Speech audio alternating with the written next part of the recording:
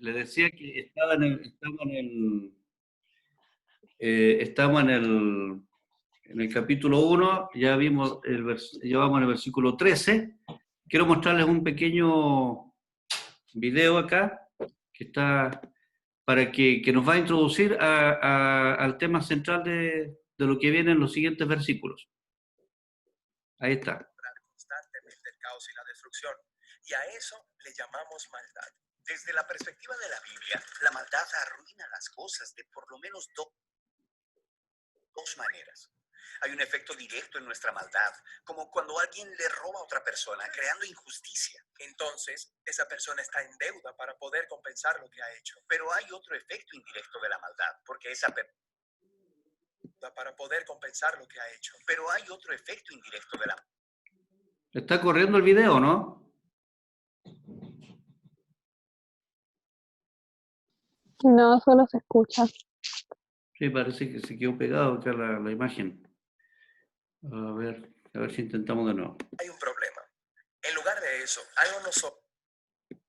Las personas vivan en paz y actúen con amor y justicia.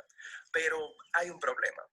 En lugar de eso, algo nos obliga a los humanos a sembrar Vamos a volver atrás. No vamos a volver atrás, nunca volveremos atrás.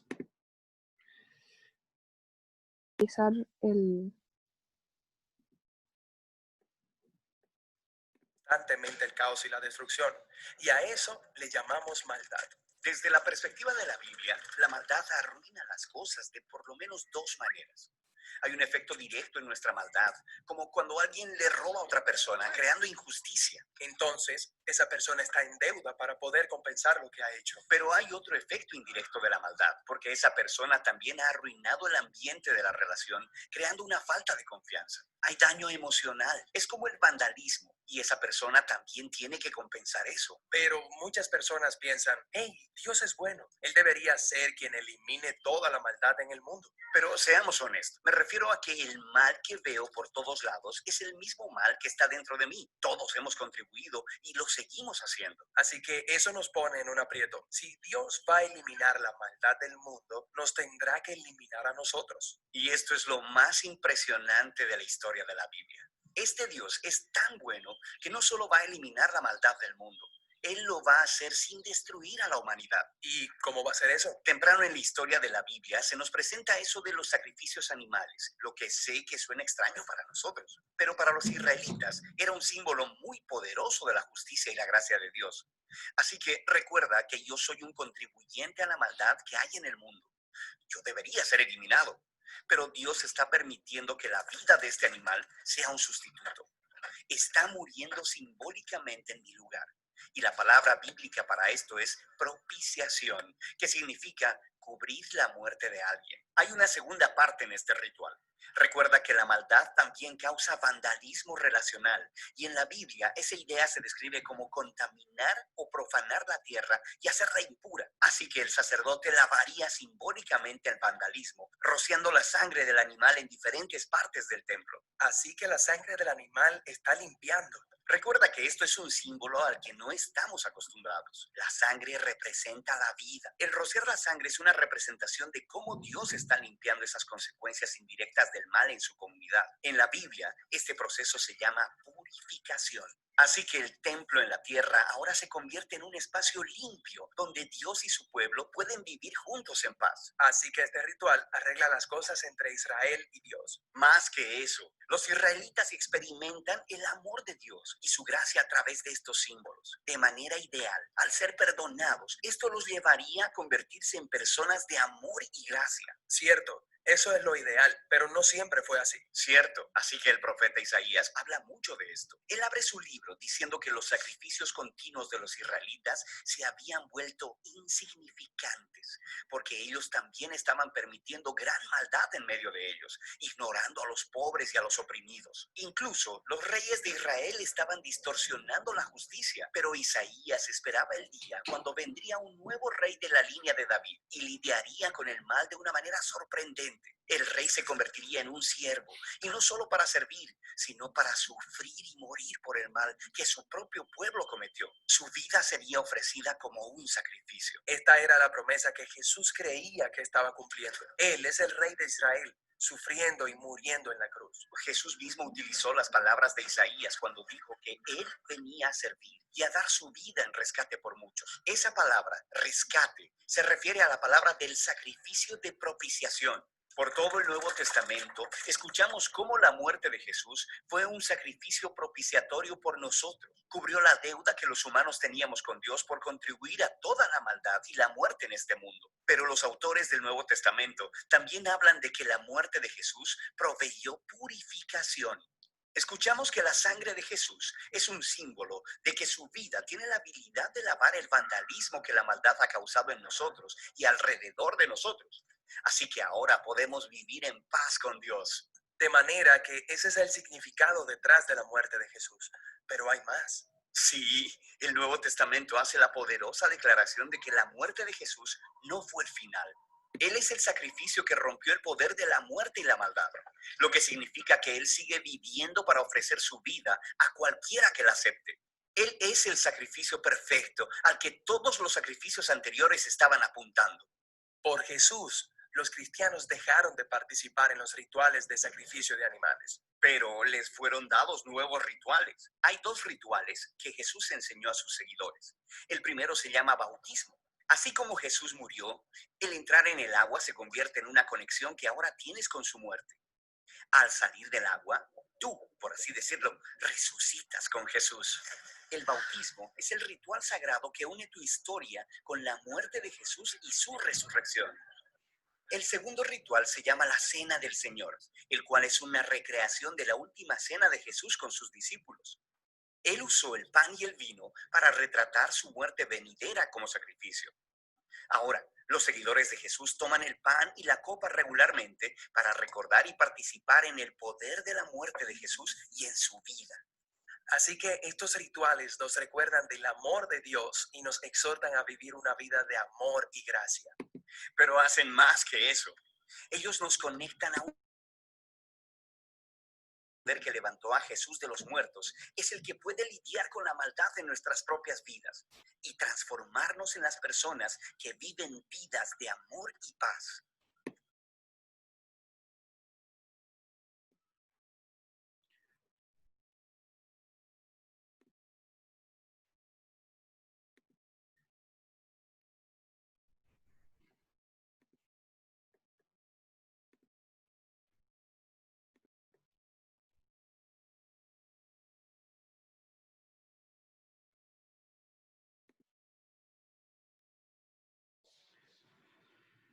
Ya.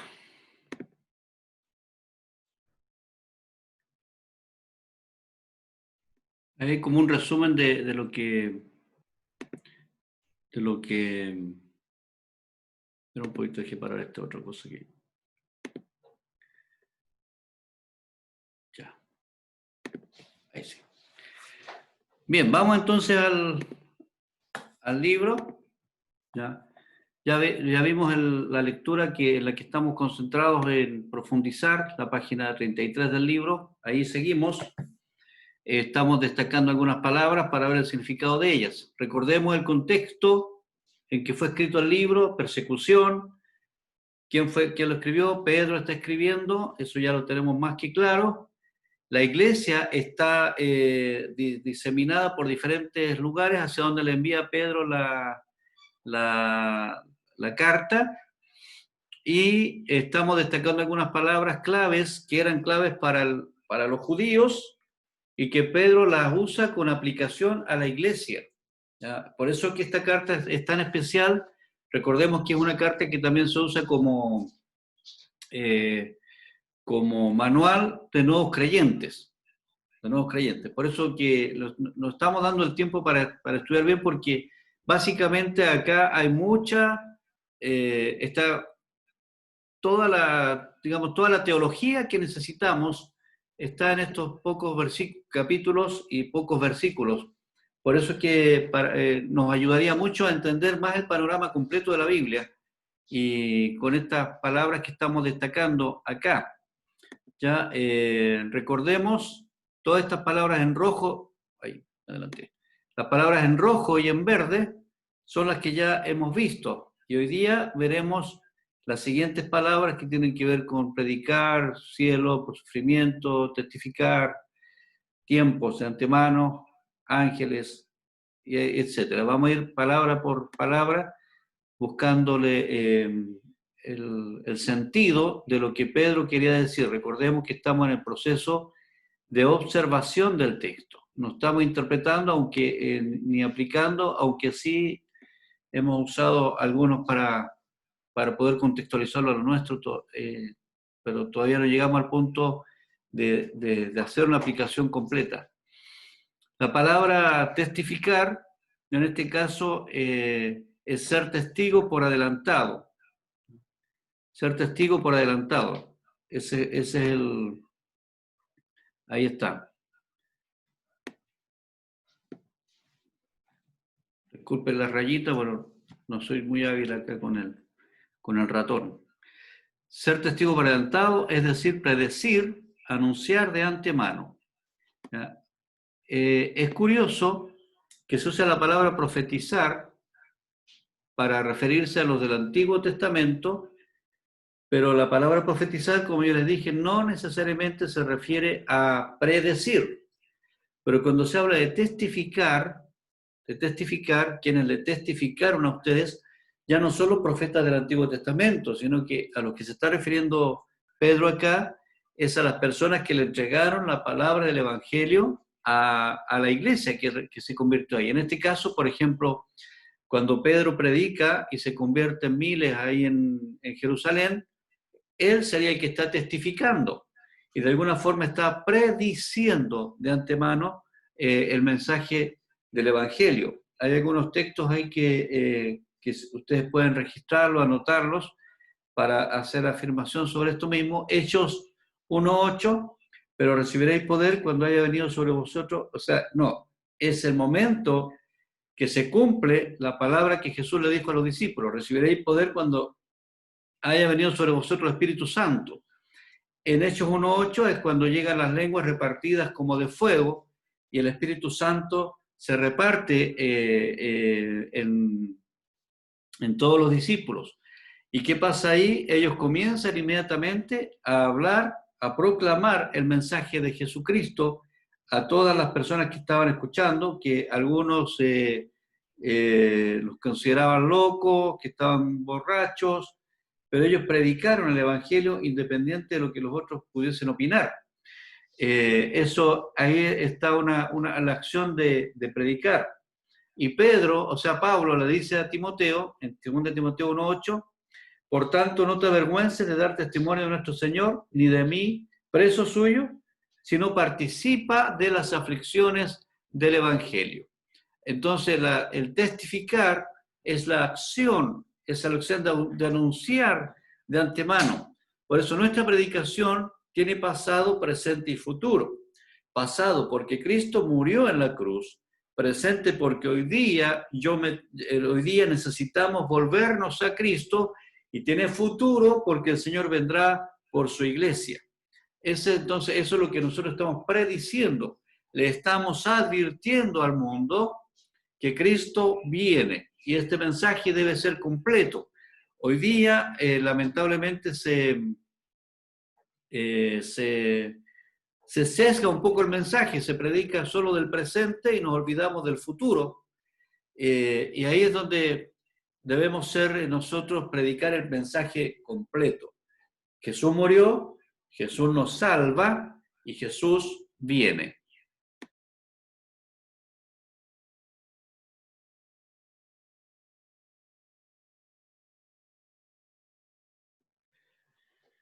¿Cuál es la predicación? Los sufrimientos de Cristo. La palabra es algo que se sufre, es decir, la adversidad o dolor. Tiene que ver también con la emoción. Con la emoción. tiene que ver con padecimiento, con aflicción. Entonces, todas esas palabras se pueden traducir para esta misma palabra, pálsema, que es en el griego, los sufrimientos. Entonces, a ustedes se les ha testificado, dice Pedro, de los sufrimientos de Cristo. Ahora, esta palabra se traduce, se les ha predicado las buenas noticias de la gracia de Jesucristo. En eso se traduce. Esas buenas noticias, se traducen en una sola palabra para nosotros que es más conocida: evangelizo. ¿Ya? La palabra evangelizo, anunciar buenas nuevas, evangelizar, específicamente predicar esto, lo del sufrimiento de Jesucristo. Ya no otra cosa. Eso es evangelizar. Predicar a Cristo es evangelizar. Habla de una nueva noticia, predicar el evangelio. ¿Ah? Evangelizar es predicar una buena noticia. Esto es prácticamente lo mismo. Si yo predico acerca de Jesucristo, de lo que hizo, de lo que está haciendo ahora y de lo que va a hacer, estoy entonces testificando. Si yo anuncio el evangelio de las buenas nuevas, que es en el fondo lo mismo: Cristo murió, Cristo me salva, Cristo viene, entonces estoy evangelizando. Es la palabra que más conocemos nosotros en este sentido. Y luego se destaca la palabra ángeles. Ángeles. Ya, a propósito de ángelo, ahí está ángelo, es la palabra en el griego, ángelos, ya, ángeles, que significa específicamente mensajero, mensajero. Por eso que en Apocalipsis, en el capítulo 2 y el 3, aparece varias veces a las 7 iglesias: escribe al ángel del Señor. Hay personas que leen ángel y lo que se imaginan estos seres alados que como que ellos reciben la palabra. No, el ángel de la iglesia, el ángel de la iglesia, escribe al ángel de la iglesia y luego termina la iglesia. Al ángel de la iglesia no es otra cosa que el pastor de la congregación. Escribe al ángel de la iglesia, escribe al pastor de esa congregación en determinada ciudad. Porque él es el mensajero, es el que lleva el mensaje. Pero acá específicamente se refiere a los ángeles del cielo, al ser mensajero de las bendiciones de Dios. Recuerden que los ángeles aparecen siempre trayendo un mensaje del Señor en el Antiguo Testamento, y fue un ángel el que anunció el nacimiento a María, fue un ángel el que le advirtió a José sobre huir a Egipto, fueron los ángeles que le avisaron a los pastores. En fin, los ángeles permanentemente están activos en el trabajo de cumplir del reino, de establecer el reino de Dios. Los ángeles son seres espirituales completamente activos. Solo a ellos no se les permite, a pesar de que ellos son mensajeros, no se les permite anunciar este mensaje que es el más importante. Los ángeles estaban sorprendidos de cómo Jesús logró establecer la relación entre la justicia y el amor. ¿Cómo lo logró hacer? A través de su propia vida.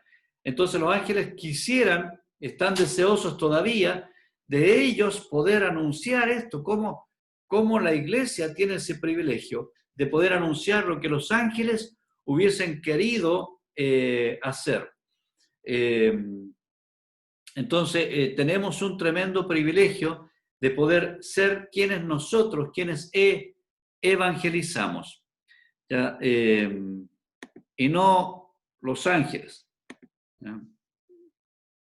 Ahí está, como más o menos que vayamos entendiendo. Ahora, el siguiente párrafo del versículo 15: más bien sean ustedes santos en todo lo que hagan, como también es santo quien los llamó, pues está escrito: sean santos porque yo soy santo, ya que invocan como Padre al que juzgue con imparcialidad las obras de cada uno. voy a hacer un paréntesis, voy a hablar de la gracia, así que, y no lo tengo registrado acá, así que si se me olvida después que termine de leer, recuérdeme, porque necesito hablar de la gracia antes de hablar de santidad. Ya que invoca como Padre que juzga con imparcialidad las obras de cada uno, vivan con temor reverente mientras sean peregrinos en este mundo. Como bien saben ustedes, fueron rescatados de la vida absurda que heredaron de sus antepasados. El precio de su rescate no se pagó con cosas perecederas, como el oro o la plata, sino con la preciosa sangre de Cristo, como de un cordero sin mancha y sin defecto. Cristo, a quien Dios escogió antes de la creación del mundo, se ha manifestado en estos últimos tiempos en beneficio de ustedes. Ahora les hablo de la gracia. Fíjense que todo el texto de lo que hemos estado leyendo hasta ahora nos ha estado hablando de todo lo que ha hecho el Señor a favor nuestro, ¿ya? La muerte de Jesús, y todo eso se traduce en una palabra, gracia. El problema que veo en la sociedad de la iglesia de hoy es que muchas personas creen que tienen derecho a esa gracia y que creen en su mente egoísta, creen que la gracia depende de ellos y que gracias a su propio bien hacer, ellos están donde están, ya sea dentro de la iglesia, ocupando un cargo, haciendo un ministerio, o asistiendo, levantando la ofrenda, leyendo un versículo bíblico, haciendo algo. Creen que haciendo algo están agradando a Dios. Y eso está absolutamente equivocado, es un pensamiento no evangélico, no nos corresponde creer en eso, y eso nos hace entonces también juiciosos respecto de otros, tanto así que cuando vemos que alguien se tropieza, inmediatamente juzgamos al que se cayó como algo negativo, algo malo. Tenemos la idea de que la iglesia debe estar compuesta solo por personas que son capaces de vivir una vida intachable, como la misma iglesia, como la Biblia demanda, pero son capaces de una vida intachable por sus propias fuerzas. En el caminar cristiano, no solamente desde que nos convertimos, sino que en el caminar cristiano nos vamos dando cuenta que no somos tan hábiles ni tenemos tanto poder para poder estar siempre intachables en nuestra vida, sino que siempre tenemos estas curvas que de alguna manera nos afectan. Y este estado sinuoso, digamos, de nuestra vida, nosotros no la reconocemos en nosotros, pero sí la vemos en otros. Por ejemplo, si yo me robo, me robo una papa frita, porque un día tengo hambre, digo, no, bueno, es que yo lo hice por hambre, pero ese otro también se robó una papa frita. Ah, no, es que ese otro lo hizo de sinvergüenza, pero yo lo hice por hambre. Entonces nosotros tendemos a aplicar la gracia para nosotros y la ignoramos para los otros, aplicamos el juicio en nuestra forma de ver. Si nosotros vemos así la vida, lo más probable es que no conozcamos la gracia, porque entendemos que si yo tengo razones justificadas para robarme la papa frita, entonces el otro también tiene razones justificadas para robarse las papas fritas. No es que mis justificaciones son más buenas que las de él. Y ahí entramos a creer que nosotros somos mejores. O, ¿por qué me pasa a mí y por qué no le pasa a otro? ¿Por qué yo, Señor? ¿Y por qué no yo? Sería la pregunta. Entonces, la gracia es aplicada a cada uno de nosotros, no en solamente lo personal, sino también en lo colectivo. Se aplica a todos la misma gracia. Por lo tanto, si yo tengo la capacidad en Cristo de estar sirviendo al Señor a pesar de mí mismo, bendito sea el Señor por cada persona que se entrega al Señor a pesar de ellos mismos. Y si tropieza a alguien, si alguien está teniendo lucha alguno, no sé, con algún vicio, con algún hábito, y está luchando contra eso, pero sigue tratando de servir al Señor, bendito sea el Señor, porque solamente por gracia esa persona puede estar en la iglesia. Solo por gracia puede ser de la familia de Cristo, y solo por gracia yo puedo ser de la familia de Cristo. Entonces, debemos aprender a aplicar la gracia para nosotros como también para otros, entender que no existe ni una sola persona que sea digna de estar en su presencia y que se vuelva digna tampoco, porque hay algunos que dicen, bueno, yo estoy en la iglesia 20 años y por 20 años yo estoy en la iglesia, entonces eso no lo hace digno de nada. Y cuando uno no es digno de nada, es un desgraciado. De ahí viene la palabra, desgracia, está fuera de la gracia. Cuando se hace juicio de otros, también eso implica que uno es suficientemente egoísta para creer que uno es mejor que otro. Y eso solamente lo puede ver el Señor. Puede que en la vida cristiana, cierro este punto, en la vida cristiana podamos tener muchas dificultades en nuestro avanzar, pero si nuestra meta siempre es Cristo y llegar a la estatura de la plenitud de Cristo, entonces no podemos, como dicen algunos, caer de la gracia. No se puede. Si estamos en su gracia, Él nos sostiene. Y cada vez que nos podamos equivocar, Él nos vuelve a sostener y nos vuelve a seguir avanzando porque no estamos por obra, sino por gracia. ¿Esto es licencia para pecar? Tampoco es licencia para pecar, porque no es posible que un verdadero hijo de Dios peque deliberadamente y no sienta el deseo de volver a su padre arrepentido, como el hijo pródigo. Cada vez que lo tenga que hacer, el padre está otra vez con los brazos abiertos. Esto es para traernos algo liviano. La gracia es para que nosotros podamos hacer todo lo que en el Antiguo Testamento no pudieron hacer los israelitas. Dicha la explicación, vamos a las palabras destacadas. Santos.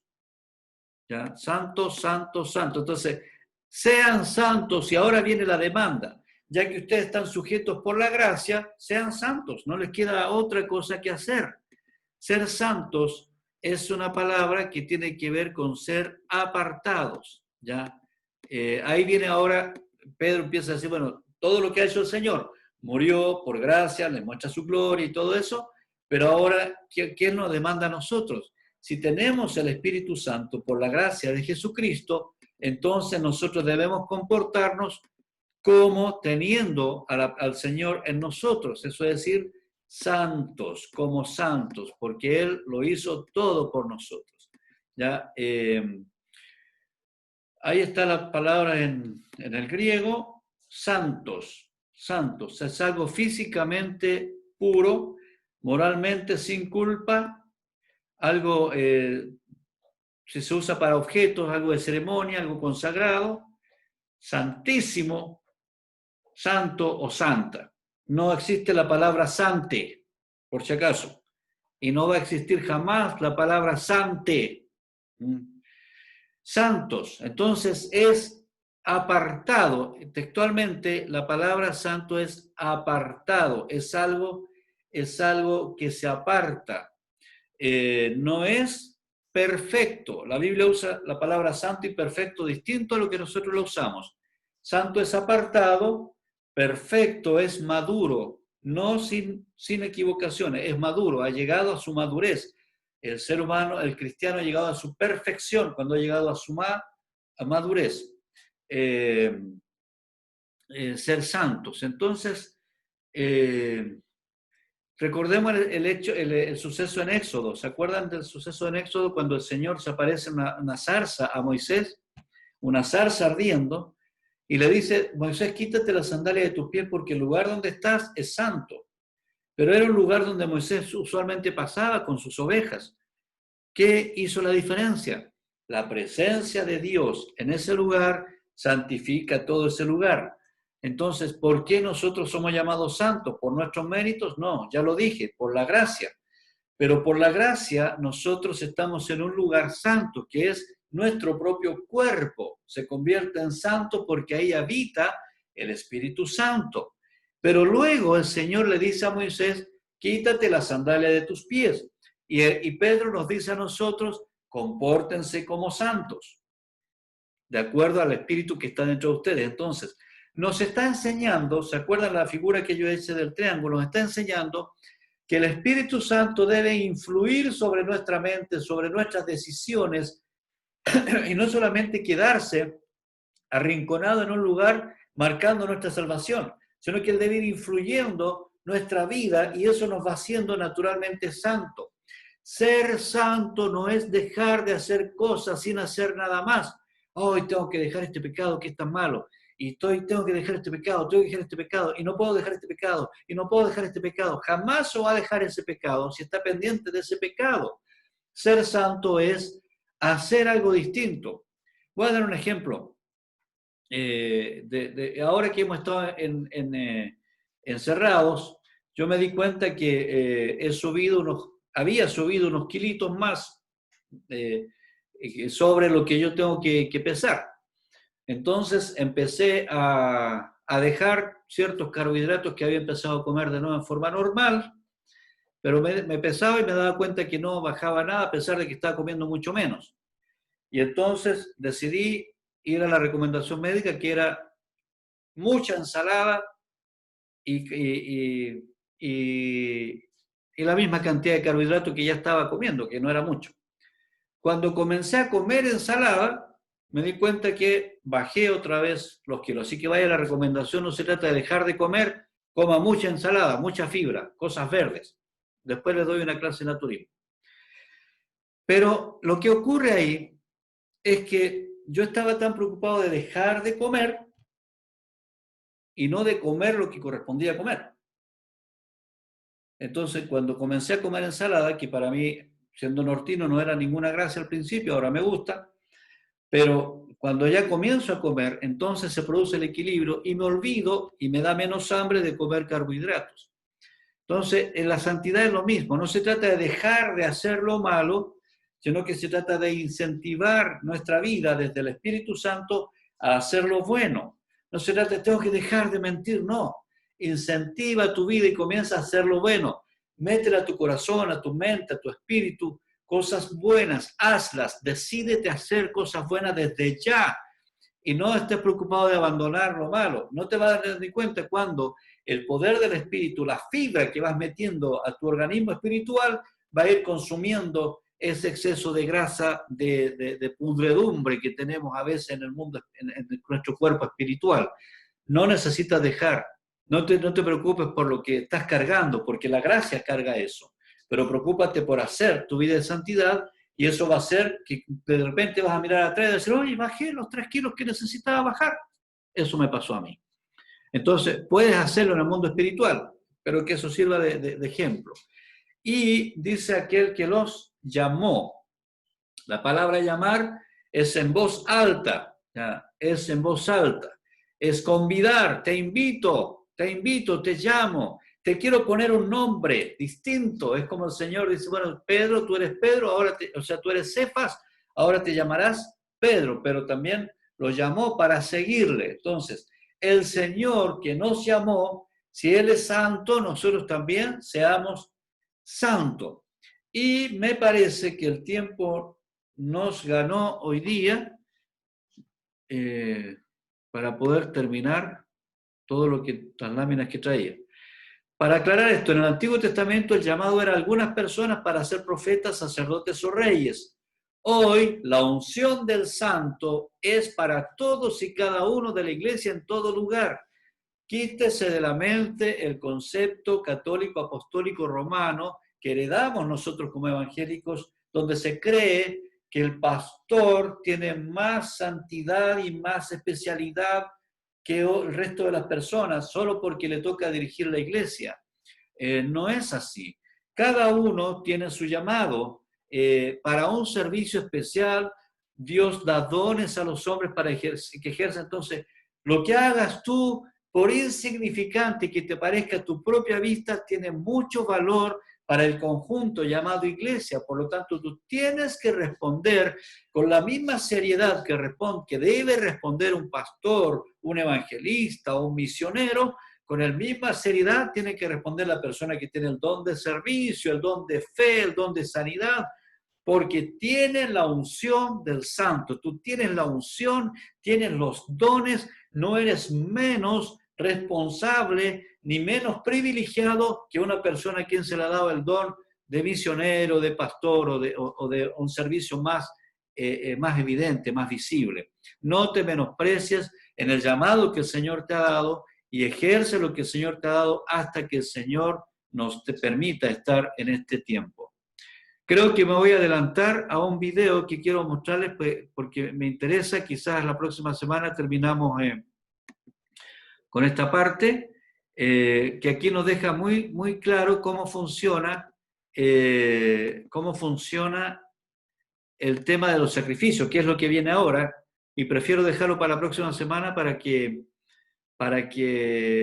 lo revisemos bien. Merece calma eso. Así que voy a intentar compartirle la pantalla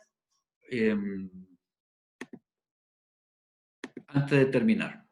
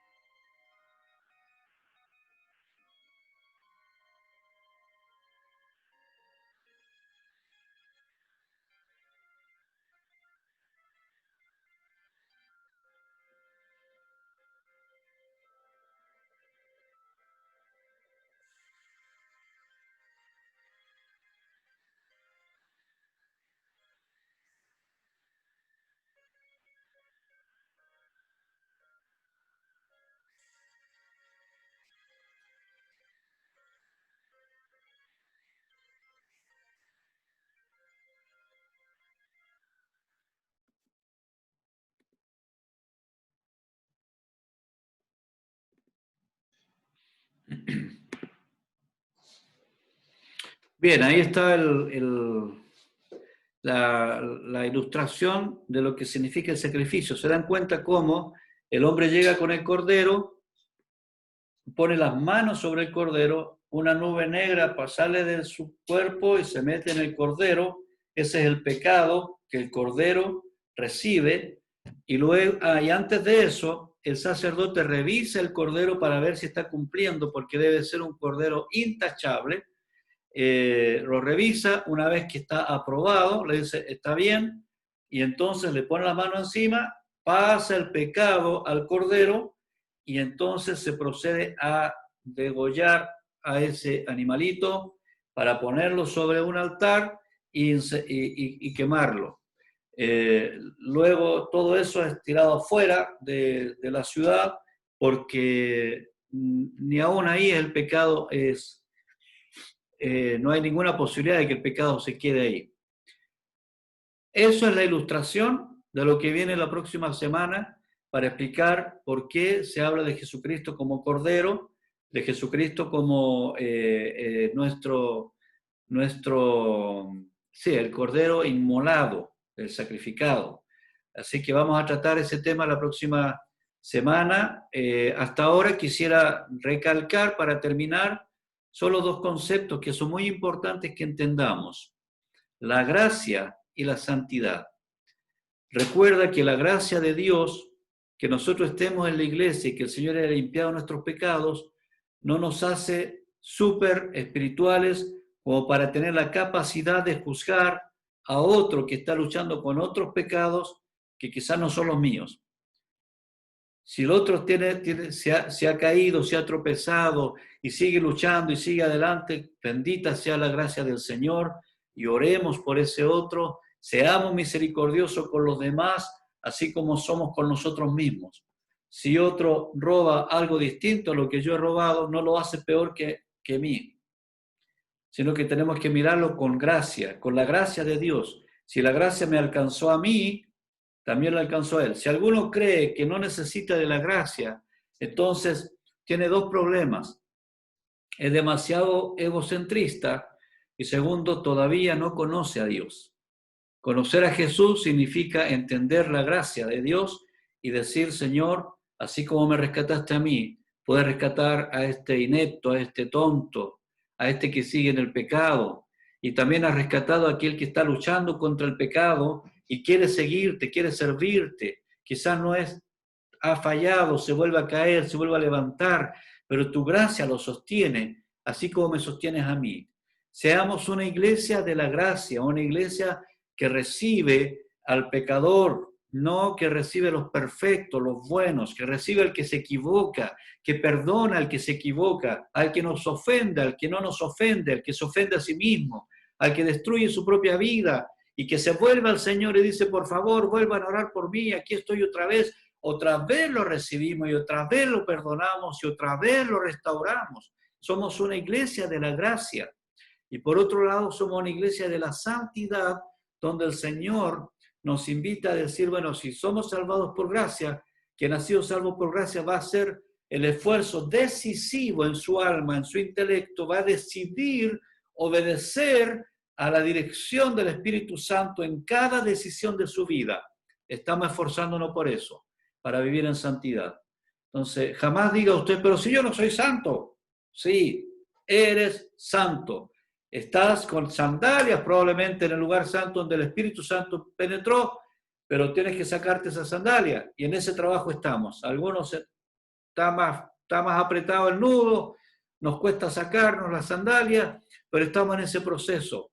No somos una iglesia perfecta, no somos la iglesia hecha por personas perfectas, somos simplemente nosotros, por la gracia y la santidad que el Señor nos da. Me emociona mucho esto porque no merecemos tener todo lo que tenemos en el Señor.